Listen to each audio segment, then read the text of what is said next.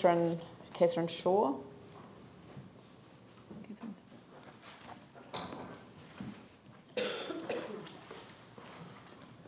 Hi Katherine, I haven't seen you for a long time. For a long time.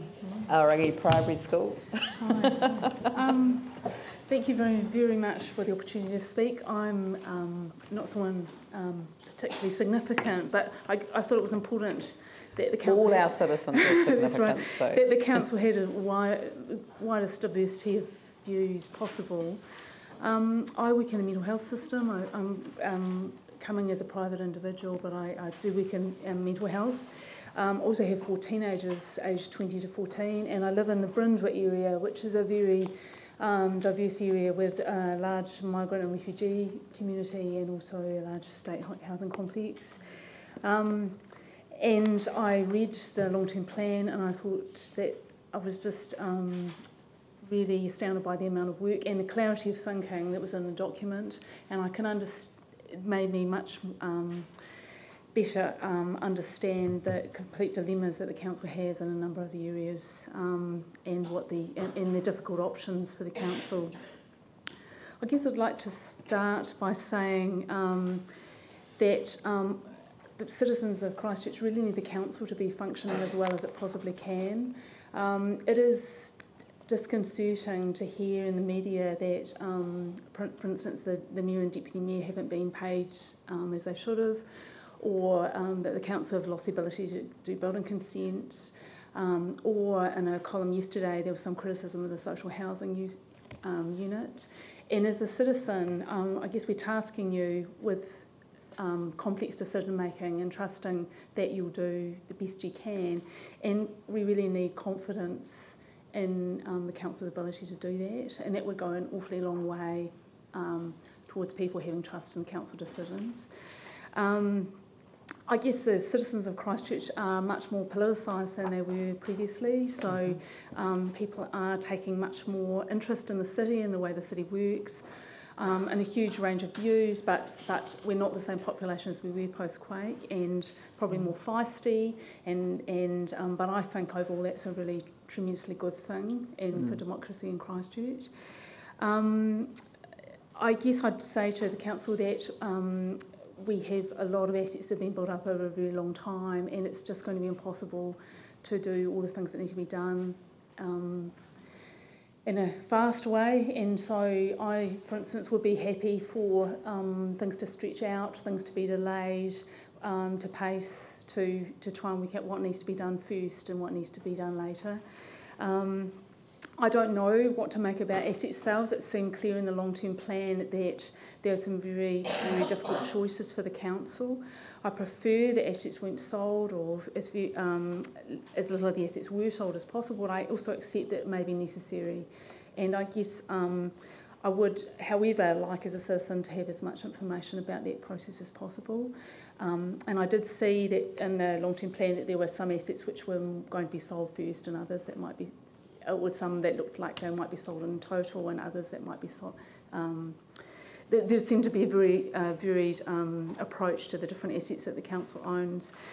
Very quickly, I'd just like to say that I have 4 teenagers who would like to live in the city, and anecdotally it is hard for young people to stay at the moment. There's not an awful lot for young people to do. There needs to be an approach to employment which is wider than just building and construction, and for people to have confidence in the city going forward. I'd also like to say that we have some really tremendous resources in the city. The library system is second to none in New Zealand. I also think that the botanical gardens and the art gallery was a really special building that people used to come from other places to see and visit. So there's some things we have done really well, and it would be a real shame to reduce those things, or also that the court theatre again is something which is really a tremendous resource, and so I do think we do need to safeguard or certainly support the really good things that we have going here. I've had some surgery recently, which is why my submission was handwritten, and I've been having to use public transport. And I just would say that public transport is not an option for, I mean, some people have to use public transport, the most vulnerable people in our city do, and I have found it really good and easy to use, and we just need to continue with it. I support the changes in bus lanes and the central bus exchange, but some people just don't have an option about using public transport. It's important that they're supported in doing that. In terms of social housing and homelessness, again, they're very difficult dilemmas. There was a very interesting article in the Dominion Post, I think yesterday, talking about the cost of social housing to whoever funds it, and had some NGOs who had taken over some social housing and saying that they weren't able to, at best they were breaking even. Sometimes it was costing them to run it, and I do think someone needs to provide social housing. The intricacies of it are very difficult. And I guess the trouble is that pragmatics mean that we do need an approach to social housing in Christchurch at the moment. It certainly is a major crisis. Sorry, was it? Yeah, that's probably all I wanted to say. Okay, that's fine. Glenn and then David. Yeah. Thank you, Katherine. That's all right. Could you give us your view, please, of the cost of not providing social housing and also not providing options over homelessness? Well, I quite understand the dilemma the council's in about who should do it, and it's almost who blinks first, whether it's central government or the council in a way.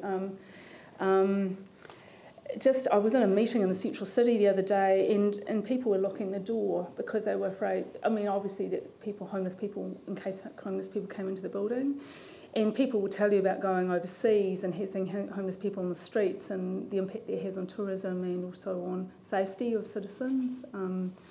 I reckon it is very difficult to get mentally ill people well if they don't have adequate housing. I mean, it's a basic need, and also it's tremendous stress for people who don't have adequate housing. David. Thank you.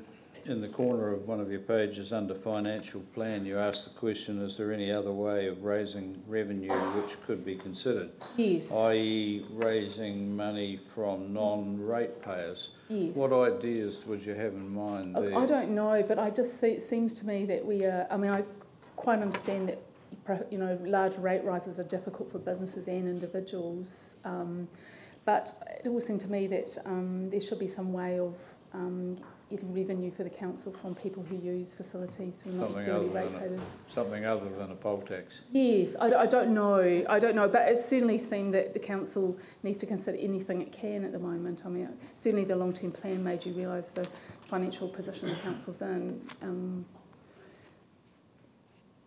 Thank you. Okay, good. Look, thank you, Katherine. Good to see you. Thank you for the submission. Very thoughtful.